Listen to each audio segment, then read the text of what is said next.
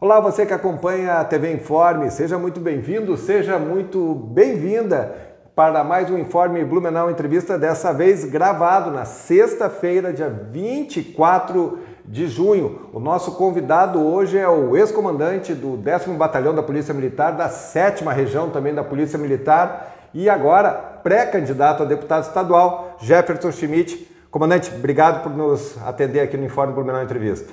Ô Alexandre, uma boa tarde, uma boa noite para quem estiver nos assistindo. Obrigado. Eu tenho que te dizer, pelo convite de estar aqui, sabes o quanto é importante para nós que estamos almejando um projeto político ter essa visibilidade, principalmente no teu canal. Obrigado. Comandante, eu não citei, vocês sabem que sempre quando eu faço a introdução eu gosto de citar o partido político, porque a situação do candidato, do pré-candidato ainda, é uma situação diferenciada por ele ser militar. Então ele não está filiado e tem um prazo para se filiar. Então explica para quem está nos acompanhando como é que funciona essa situação. A legislação brasileira, através da Constituição inicialmente, ela veda a filiação partidária para militares da ativa, que é o meu caso. Nós temos também outras exigências da legislação eleitoral bem específica, que é quanto à questão do exercício de comandamento, de diretoria ou chefia, que precisa ser exonerado 6 meses antes das eleições. E foi o que eu fiz, cumprindo a lei, como um legalista que sou, me exonerei do comando do 7º Comando Regional no dia 31 de março, para que a gente pudesse estar livre e atendendo a legislação preconizada nos nossos alfarrábios legislativos e que a gente possa estar em condições legais de concorrer nas eleições após as convenções. Nas convenções tu vais ter que definir um partido pelo qual que vai, mas mesmo assim não está afiliado. Vamos lá, em tese o partido é patriota. Eu tenho uma ligação muito forte com o patriota, haja vista que antes dele ser patriota, se chamar patriota, ele se chamava PEN, Partido Ecológico Nacional, no qual eu auxiliei a nível de Brasil a fundar. Em Santa Catarina, a primeira executiva do PEN foi na cidade de Balneário Camboriú, onde nós tínhamos um grupo político que estávamos à frente desse grupo e estabelecemos essa executiva trabalhando a ideologia de direita no vertente meio ambiente, porque nós tínhamos apenas um partido, que hoje até hoje existe, com uma vertente que para nós não era a mais coerente e precisávamos ter um debate sobre isso. E aí nós montamos o Partido Ecológico Nacional. O partido hoje se chama Patriota e desde 2013 eu tenho essa ligação com esse partido. Então é bem propício que até o dia 5 de agosto, já realizadas as convenções, eu esteja solicitando a minha candidatura junto ao TRE pelo Partido Patriota. O vereador professor Gilson é pré-candidato também a deputado estadual. Sim, o vereador Gilson. Não quero fazer propaganda de candidato que pode ser meu oponente, mas ele é um amigo nosso, é um excelente nome e ele foi o vereador mais votado do Patriota em todo o estado de Santa Catarina. É que muito se discute esse lançamento de vários nomes, vários candidatos aqui por Blumenau. Foi uma experiência que aconteceu em 2018 e aí acabou muita gente pulverizando o voto e acabou elegendo menos pessoas que se esperava. Qual é a avaliação de vocês? No caso do Patriota ser um partido menor, é importante? É importante porque é o seguinte, se caso não for o X que se eleger, for o Y, são pessoas de boas índoles. Então o eleitor ele tem que ver isso. Quem mais está na lista do partido, que se caso o candidato do qual ele escolher não for o eleito, quem vai receber essa vaga? Então Blumenau está hoje muito bem, em termos do Patriota, muito bem representada, não só a nível de pré-candidatos a deputado estadual, como pré-candidatos a deputado federal. E que se não for o A ou for o B, Blumenau estará muito bem representada com nomes que são daqui da cidade, daqui da região e que poderão fazer um excelente trabalho para aquilo que a sociedade, através dos eleitores, destinarem no dia do sufrágio. O amigo não gosta muito de monotonia, Foi ser policial militar, foi ser comandante e o amigo também é conhecido porque ele é né? Foi juiz de futebol durante um bom tempo e agora se envereda para a política. De onde é que surgiu isso aí? Olha, eu acho que o espírito público, ele vem com a pessoa. Se ela não gosta de estar envolvida nas causas da sociedade, é obviamente que alguns caminhos ela não vai trilhar. Eu trilhei o caminho do esporte desde pequeno. Eu trilhei o caminho do militarismo desde os 18 anos, quando passei a servir o Exército Brasileiro. E também na minha família eu tenho generais, eu tenho um general, eu tenho um capitão e tenho o meu próprio pai, que foi marinheiro da Polícia da Marinha do Brasil. Quer dizer, então eu tenho um viés militar já dentro da própria família. E a questão da política também. Meu pai também foi político. Naqueles moldes anteriores que se faziam campanhas, meu pai era um cara sempre procurado para auxiliar nos bastidores, né, como um cabo eleitoral, os candidatos que se aventuravam nisso. Então eu aprendi com meu pai, eu fazia parte da equipe do meu pai, fazendo os materiais que até então, naquela época, se utilizava. Faixa de murim para colocar o nome do candidato. Isso eu pintava à mão livre, porque eu tinha essa habilidade. Pintar as plaquinhas para se colocar em poste. Olha só como é que era as campanhas, né? Uma poluição visual tremenda, mas que era a tecnologia da época. E outra, o período era muito maior. Então se gastava também horror. 90 dias por aí, né? Não, chegava até 6 meses. Sim. A campanha não tinha a proibição. A partir do momento que o indivíduo se dizia assim, eu vou ser candidato, ele já começava a fazer a propaganda. Então gastava-se horrores em campanhas, né? E, então assim, as equipes que eram procuradas, né, tinha essa habilidade, tinha esse comportamental, e a gente vai, por osmose, vendo e aprendendo, pegando esse tino e gostando da política, né? Então eu fui sempre um homem público, desde que me entendo por adulto, né, vamos assim dizer, e eu não vou deixar de ser esse homem público, independente se amanhã ou depois eu for para a reserva da Polícia Militar e não ter mais uma função de comandamento, ou se eu não me eleger, eu vou continuar trabalhando em prol da sociedade, haja vista que esse é o meu mistério. Porque eu não consigo me ver sentado em casa vendo uma televisão com controle remoto e vendo o mundo passar e as coisas acontecer e ficar, talvez, quem sabe, só reclamando daquele que fez isso ou daquele que não fez isso. Quando, na verdade, quem deveria estar, no mínimo, se prontificando a fazer seria eu mesmo, né? Em vez de ficar lá na ociosidade do lar. Caso seja eleito deputado estadual, quais são as tuas bandeiras para a Assembleia Legislativa? Imagino que segurança seja uma, mas o que você pretende chegar lá e defender?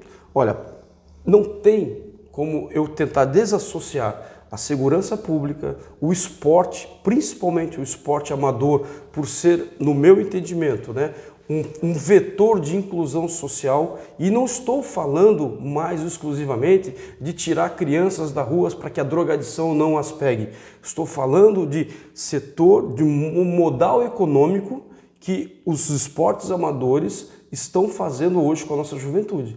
Nós temos adolescentes e temos pré-adultos, né, iniciando o ciclo de adulto, ganhando horrores no esporte. Por quê? Porque trabalharam na infância, trabalharam na pré-adolescência, na adolescência e conseguiram galgar espaços no esporte, principalmente como atletas.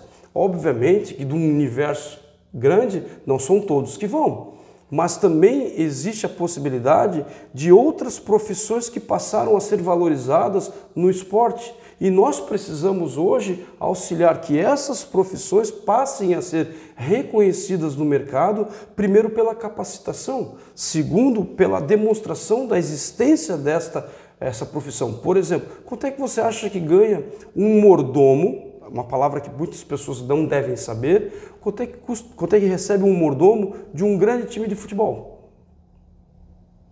Ganha um bom salário. E a função dele é específica para determinados atletas. Ele arruma o uniforme, ele arruma as chuteiras, ele sabe o que aquele uniforme, por exemplo, pode potencializar um determinado jogador, a forma como ele faz a atadura no massagista. O próprio massagista também é outra profissão no meio do futebol, vou falar do futebol porque é o que eu mais entendo, que hoje está sendo muito bem remunerada.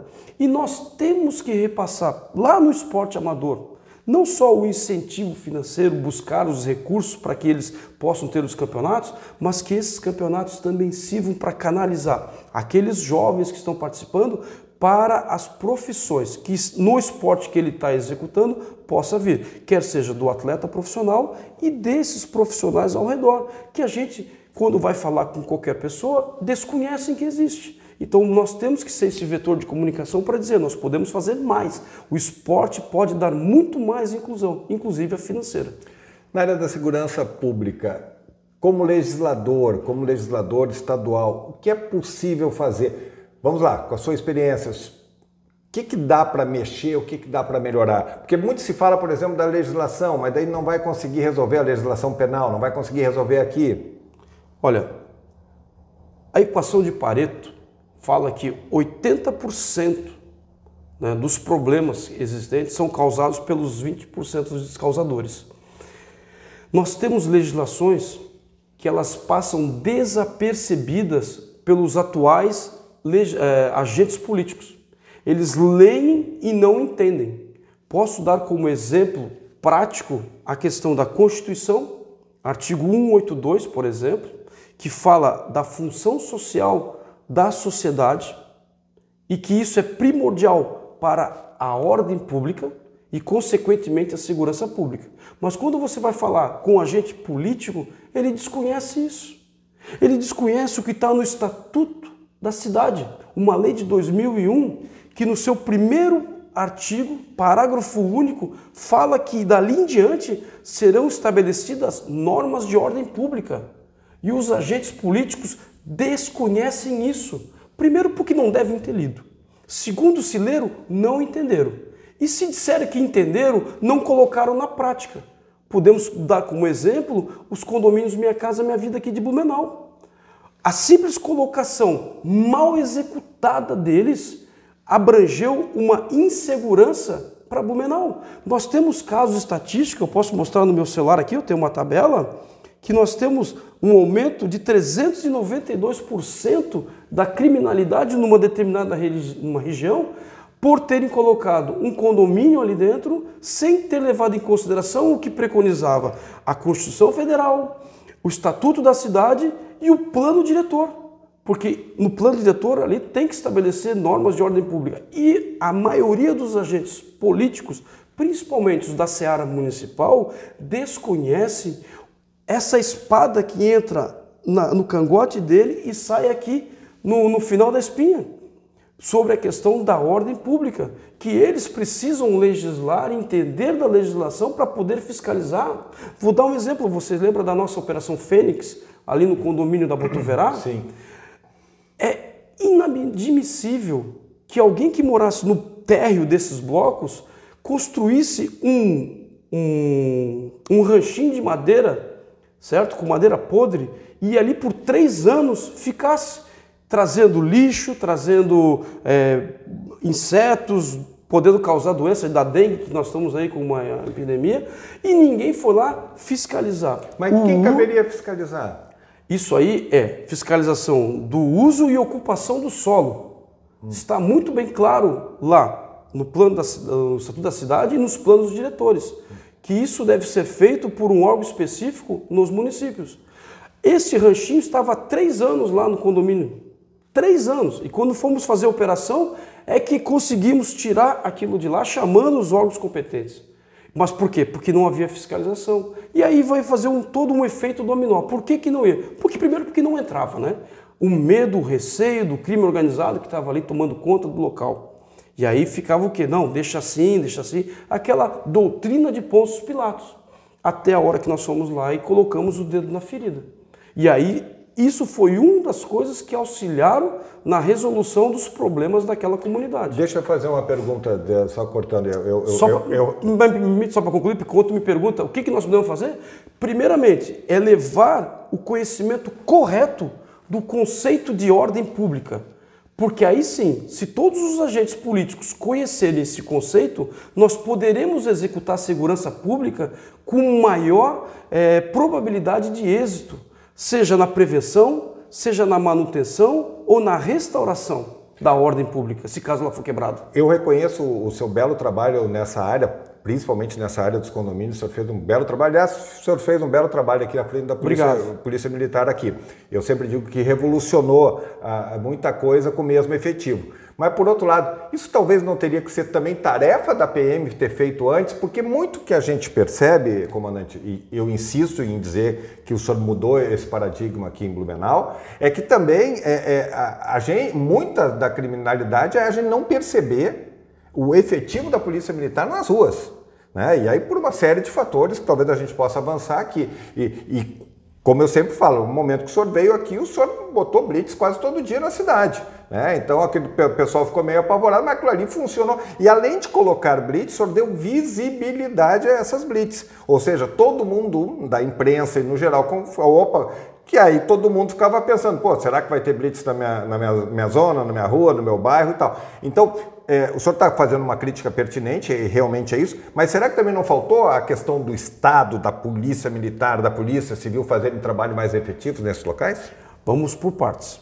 A questão da participação da Polícia Militar como órgão de segurança pública para alavancar a segurança da população nesses casos deve ser pertinente. Todavia, a situação que foi criada, desde o início, a Polícia Militar, a Polícia Civil, não foram chamadas para fazer parte do planejamento desses condomínios. Não foram. E o que a Polícia Militar e a Polícia Civil diuturnamente sempre fazem? Atuar nas consequências. As causas que deram essas consequências, que caberia, assim, quem sabe, lá no planejamento, as instituições de segurança, Polícia Militar, Polícia Civil, serem chamadas para abordar os problemas que poderiam ser criados futuramente e que não houve, é que deveriam ser feitas por quem tem a obrigação conforme a legislação. E eles se omitiram, simplesmente foram lá e entregaram a chave para aquelas pessoas, um depósito de gente. Entendo perfeitamente de por que aquilo aconteceu, os desastres naturais de 2008, a gente entende perfeitamente. Todavia, o político deu solução para o seu umbigo, ou seja, tirar aquelas pessoas que estavam nos abrigos e colocarem em uma casa própria, mas simplesmente entregou a chave e deu as costas. Um condomínio como esse não é como um condomínio na Alameda. Aquele condomínio ali, inclusive, ele tem uma denominação que é muito interessante as pessoas saberem. Aquilo se chama conjunto habitacional de interesse social. Então tem contrapartida de quem fez aqueles condomínios. E na época foi feita uma parte com o município e a União. O Estado não participou disso. Participa depois da entrega nas consequências.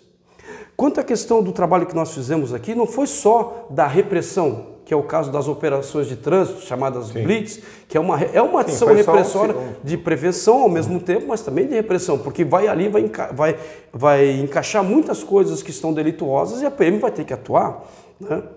Então eu dei visibilidade a isso, mas eu também dei visibilidade para outras coisas que a Polícia Militar também fazia, de cunho social principalmente. O quanto nós estávamos próximos da sociedade e a sociedade não nos via e nós não fazíamos divulgação disso.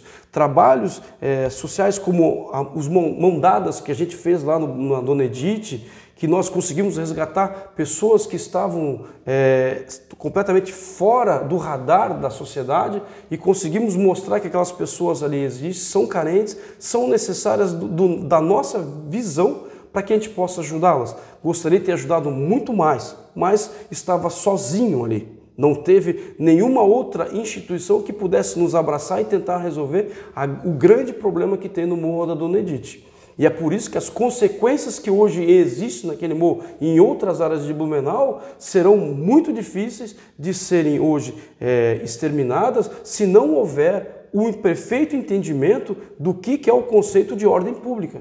E isso não passa pelos órgãos policiais, passa sim pelos agentes públicos que fazem o planejamento da cidade. Nós tivemos a revisão do plano diretor aqui, a única instituição fora o conglomerado da prefeitura foi a Polícia Militar a participar. Não teve nenhuma outra instituição. E nós fomos lá e colocamos 17 itens de mudança e todos esses 17 itens foram aprovados quando foi para a Câmara de Vereadores. Inclusive eu estava em todas as audiências públicas e na votação na Câmara de Vereadores, para que aquilo ali passasse. Todavia, desde 2018, quando foi feito, até hoje não foi regulamentado algumas situações. E aí algumas situações que são recorrentes na nossa cidade em termos de ordem pública continuam existindo. Um dos grandes gargalos, o senhor deve ter ouvido muito falar isso, todo mundo aqui reclama a questão do efetivo, que Blumenau e região não é recompensada devidamente com relação a isso. Eu não tenho condição de falar com relação a outras regiões, mas aqui, desde que eu estou por aqui, eu sempre ouço isso. Como deputado, como é que o senhor vê essa situação? Realmente esse é um problema? E por que essa dificuldade de efetivo? É falta de bancar? Não, vamos ver o contexto do problema. Vários anos não houve inclusão. Sim. Então, era um vazamento de policiais que estavam indo embora por vários motivos e não havia o seu preenchimento. Então, agora, correr atrás disso para que a gente pudesse ter um número ideal não vai se conseguir a curto prazo. Mas já faz tempo, né? Sim, não é uma coisa... Se eu não me engano, foi no governo Amin, né? Não vou falar nomes sobre isso para não dizer que eu estou aqui culpando A ou B. Isso aí é uma coisa de muito tempo. Sim. Houve também a entrada de tecnologia, que não vou dizer que substituiu o homem, mas facilitou bastante e agilizou o trabalho da corporação. Aí alguns entenderam que essa situação não precisava colocar mais policiais. E aí tinha possibilidade de botar, tinha como bancar, mas disse, não, está muito bom, está muito bem e deixa como está. Segunda coisa, está para passar agora, entrou agora na Assembleia essa semana, o plano de progressão dos praças, plano de carreira dos praças. E dentro dessas possibilidades vai existir a figura do policial temporário. É uma solução que nós já vimos falando desde a época que eu estava fazendo academia, porque eu sou um R2. Eu fui um temporário do Exército Brasileiro, então eu já conhecia esse sistema e sempre fui defensor dele, que a Polícia Militar poderia lançar mão tanto para praças como para oficiais. Só agora, depois de quase 30 anos na corporação, é que está sendo colocado um projeto desse para se fazer a criação desse sistema de policiais temporários. E aí eu acredito que nós podemos, e aí vem a minha personalidade, é por isso que eu quero estar lá, porque vem a minha personalidade. Eu não sou um cara que vivo no cartesiano. Eu consigo vislumbrar soluções fora desse eixo XY. E eu vejo que o policial temporário pode ser um grande flanco para que a gente possa aumentar a nossa corporação aonde realmente ela necessita. Por exemplo, parcerias público-privada para que possam sustentar esse policial militar temporário na região. Hoje, vou dar um exemplo, vou tirar fora do eixo de Blumenau, mas hoje você levar um policial para Balneário Camboriú, com o salário que ele recebe, com a estrutura que a cidade oferece, onde um aluguel não sai por menos de R$3.000, mais da metade do salário do policial, não tem como manter ele na cidade por muito tempo. Ele vai se chispar e vai para outro lugar. Vai para o lugar onde ele tem casa da mãe, onde ele pode morar na sogra, entendeu? Então, assim, eu vislumbro que essa questão do policial temporário, nós poderemos ter inúmeras alternativas de solução para poder angariar uma quantidade de policiais para abranger as nossas falhas e faltas de efetivo em algumas localidades. Outra situação que é a responsabilidade do Estado é o sistema prisional. E me parece que isso é uma situação muito precária e acaba virando um depósito, né? A gente não conhece alguma estrutura que funcione como deveria, claro, poucas exceções, que deveria ser de tentar ressocializar o preso. Como é que o senhor vê isso e o que é possível fazer para que aquilo ali não seja um oxigênio ali do crime quando a pessoa cai lá dentro? Bom, a questão penal nossa, do sistema de execução penal, ele já é cultural desde o século passado, onde nós temos ali a falsa sensação de que se nós colocarmos um cidadão lá dentro, né, numa situação ideal das nossas penitenciárias, nós conseguiremos ressocializá-lo. Esquecemos de que aquele cidadão que está colocado ali, né, e não estou falando daquele cidadão que não pagou a pensão, aquele cidadão que furtou ou roubou por uma situação de necessidade. Eu estou falando daquele bandido. Se aquele bandido já inicialmente já tem a categoria dele de que não querer cumprir a legislação no país, que garantias eu tenho que ele vai ser ressocializado e que ele queira ser ressocializado? Então, o nosso padrão, né, da execução penal visa a ressocialização. Todavia, nós não levamos em consideração se aquele indivíduo quer ser ressocializado. E por isso acontece o que nós vemos hoje, uma universidade do crime dentro desses locais. E tem coisas que são vetores que vêm propiciar isso. A superlotação, a falta de efetivo qualificado multidisciplinar, não é só falar, botar lá o agente penitenciário para cuidar de que não haja fuga, mas nós temos que ter bons psicólogos, bons assistentes sociais, temos que ter professores para que possam ensinar uma profissão para aqueles indivíduos, mostrar que eles têm que desejar ser ressocializados, que eles têm espaço na nossa sociedade desde que eles queiram se tornar um cidadão de bem. Que eles queiram andar na rua com a cabeça erguida, podendo dizer, eu errei, mas eu cumpri. Agora, se ele quer errar e continuar no erro, não adianta nós continuarmos nos esforçando, gastando os recursos nesta plataforma que hoje está. Teremos que mudar. De alguma forma tem que haver um estudo qualificado nisso para que a gente modifique esta forma que hoje está ultrapassada e cada vez mais está fortalecendo, né, o crime. Por exemplo, vou dar só um exemplo. Nessa pandemia, eu vi muito político, agente político se engabando de que estava conseguindo controlar as pessoas nas ruas pelo celular, pelo sinal do celular, mas não conseguem tirar o sinal de celular de uma área de penitenciária. E muitas dessas coisas que caem na nossa inteligência são oriundas de celular, gravações de celulares de dentro de penitenciária, dentro de presídios.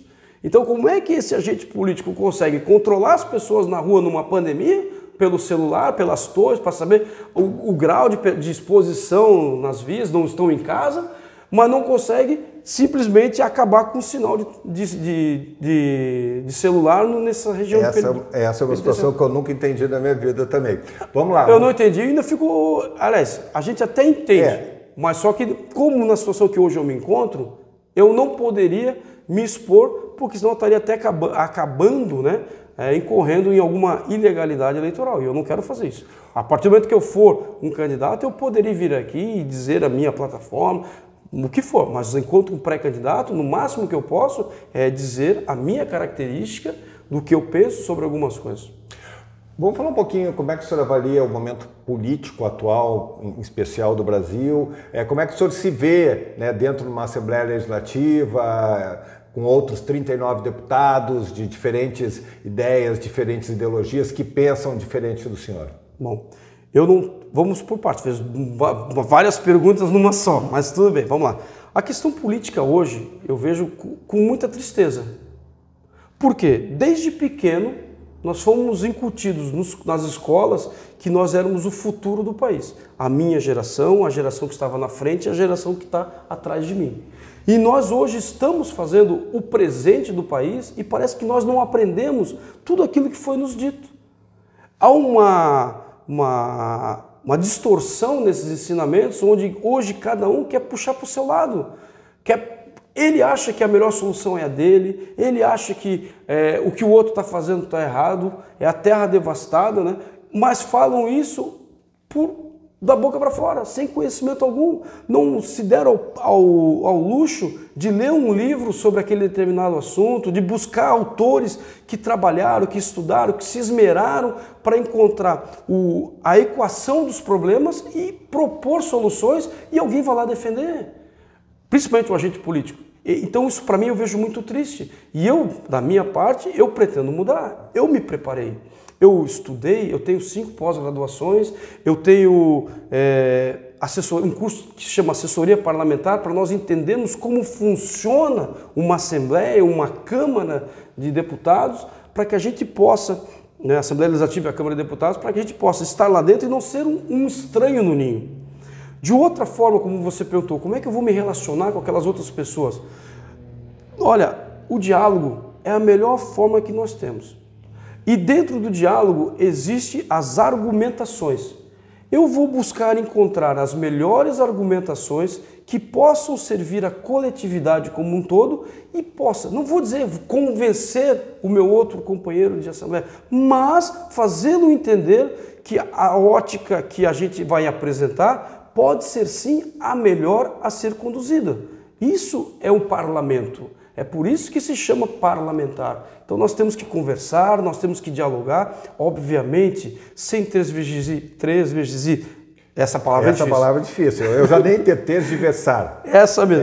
É da legislação. Eu sou um legalista. A legislação diz isso, nós podemos ir até onde na interpretação dela.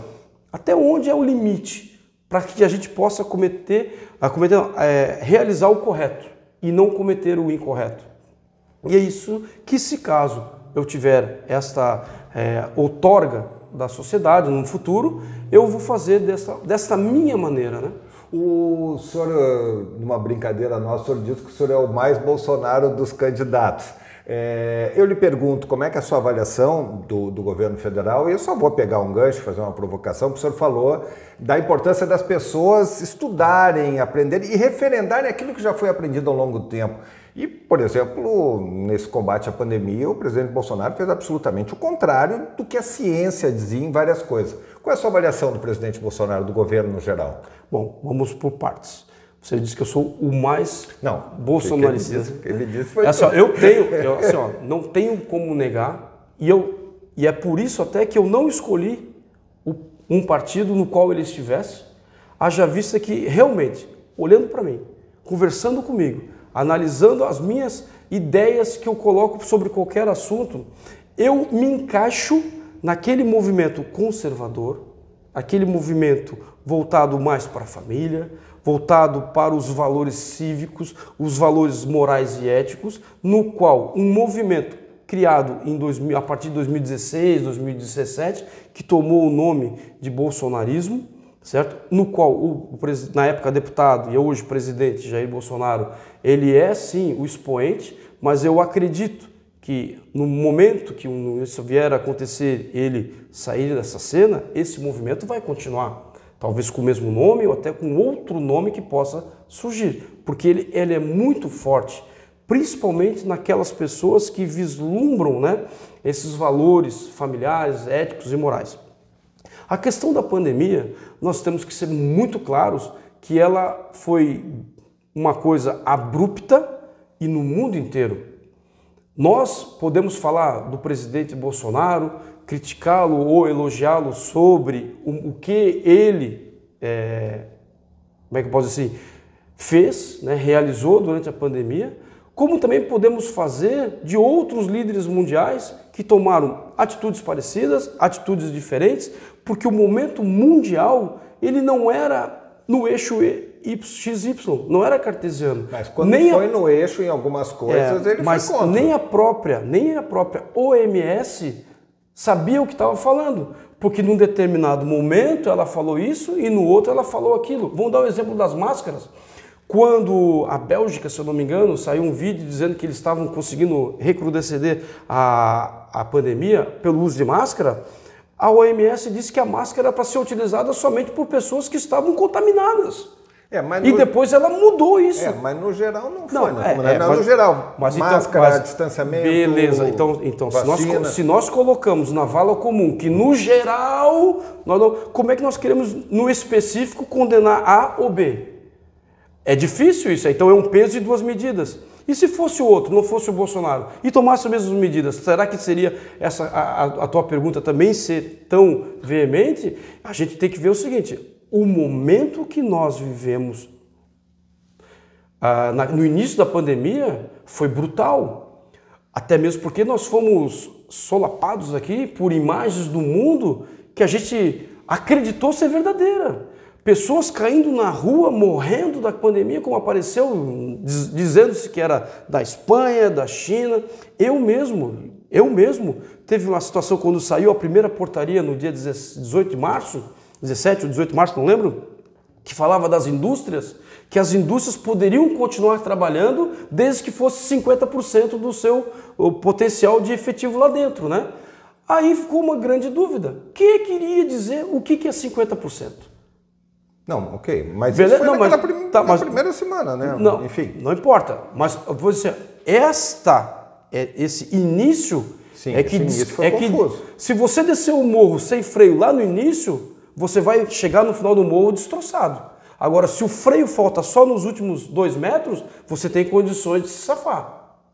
Concorda? Então, no momento que aconteceu a falta de freio, é que a gente tem que analisar. E o mundo perdeu o freio no início da pandemia. Várias pessoas puxando por ideologia determinadas situações. E a questão científica também estava completamente destoante, porque uns cientistas falavam isso, outros falavam aquilo.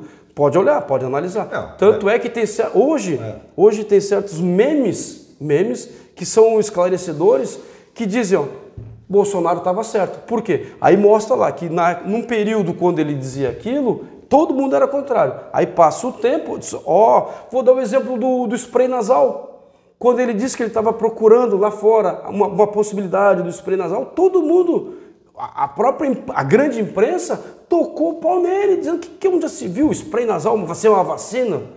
Hoje já estão dizendo assim, olha, é eficiente, é eficaz. Onde é que usaram? Tá, mas estão dizendo... Não, só para saber onde é que usaram. A questão dos estudos. Estou falando dos estudos. Tá. Até porque a pandemia, ela acabou? Ela acabou a pandemia? Recrudesceu. Recrudesceu, mas ela acabou? Então, ainda vamos falar da pandemia inúmeras vezes ainda. Vamos passar por ela inúmeras vezes. Existem lugares que estão na 4ª, na 5ª dose já de reforço. Outros ainda não estão tão necessários para isso.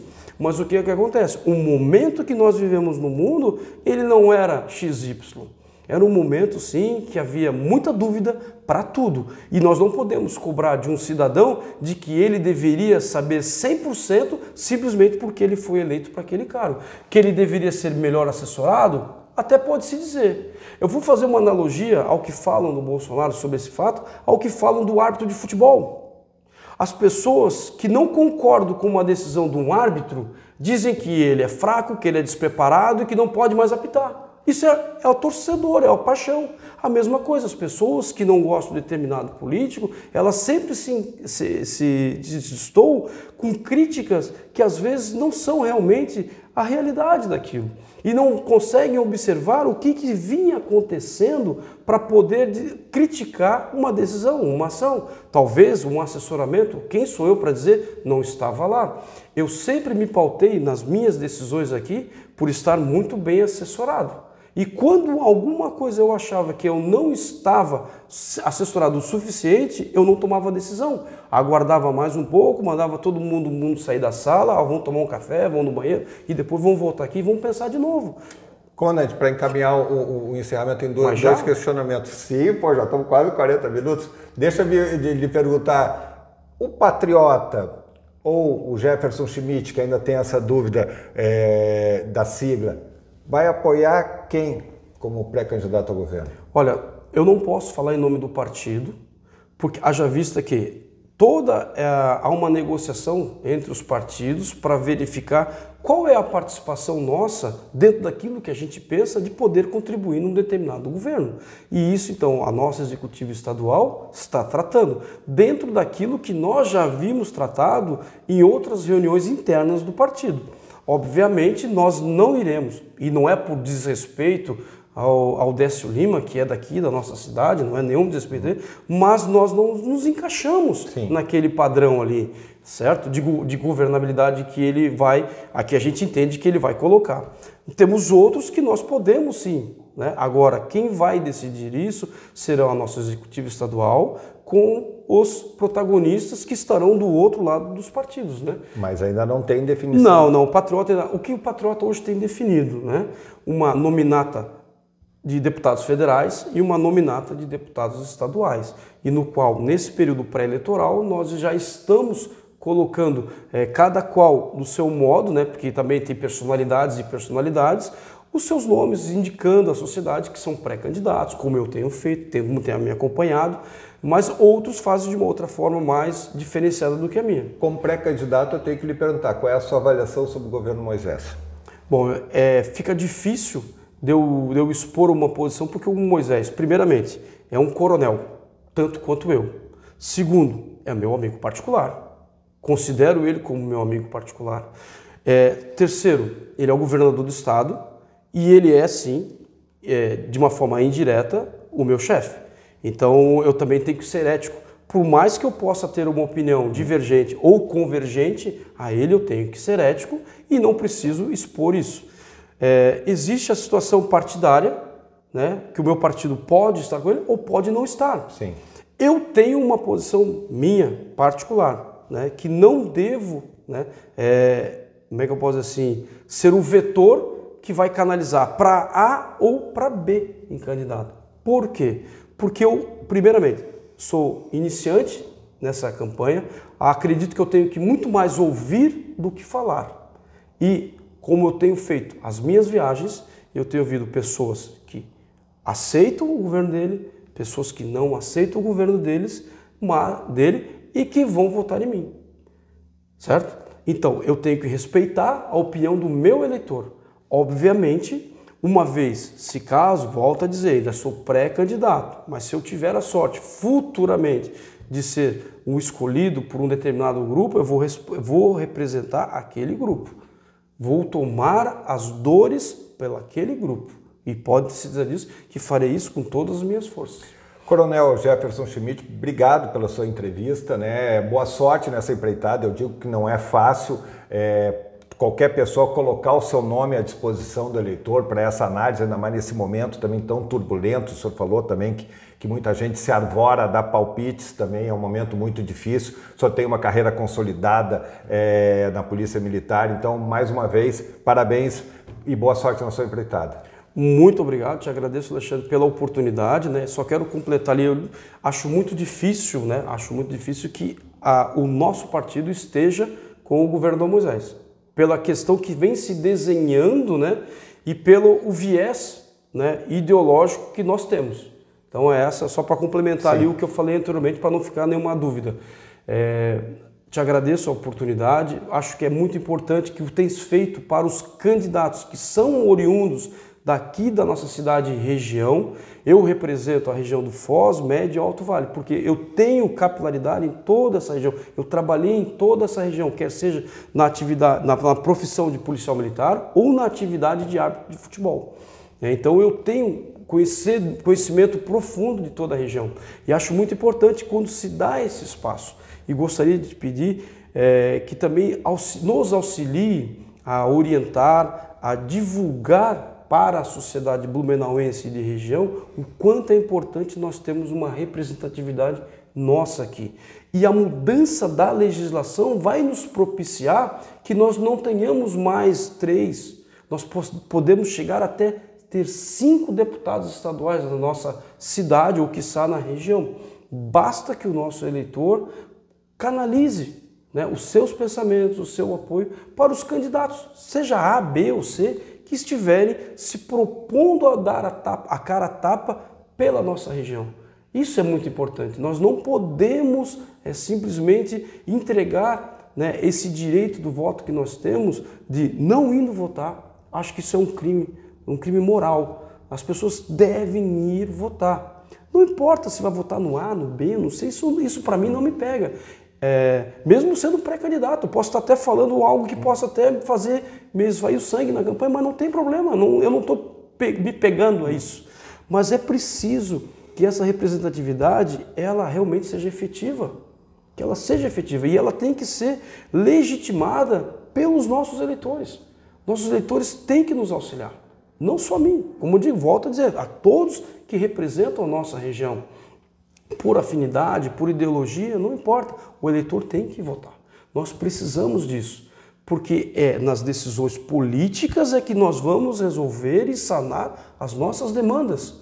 Eu estou colocando a bandeira da segurança pública porque eu sou conhecedor dela. Eu estou colocando a bandeira do esporte porque sou conhecedor dele. E estou colocando a bandeira do meio ambiente porque eu sou um aficionado pelo meio ambiente. Se olhar na minha vida, eu sempre estive ligado, desde o movimento escotista dos 8 anos de idade até agora na época adulta, como embaixador do Instituto Gigantes da Ecologia aqui de Blumenau, do Gustavo, então assim, eu sempre estive envolvido com isso. Mas existem outras bandeiras que também são erguidas, são levantadas e que são merecedoras de atenção do nosso eleitor. né, com outros candidatos. Então eu peço esse entendimento da necessidade de comparecer e votar em candidatos da nossa região. Vamos fazer mais pela nossa região, da Foz, do Médio e do Alto Vale. Pré-candidato, mais uma vez, obrigado. E esse tem sido o papel do Informe Blumenau Entrevista, abrir espaço para o maior número de vozes possíveis daqueles que se colocam como pré-candidatos, para que você, eleitor, tenha o melhor discernimento na hora do voto em outubro. Essa semana, por exemplo, já tínhamos ouvido o pré-candidato Napoleão Bernardes. Na segunda-feira vamos ouvir ao vivo a pré-candidata a deputada federal Ana Paula Lima, e também tem marcado uma gravação com o pré-candidato à reeleição deputado estadual Laércio Schuster. Esse é o nosso papel como veículo de comunicação social. A você que nos acompanhou até agora, obrigado pelo carinho da audiência. Curta, compartilhe, comente. Até a próxima!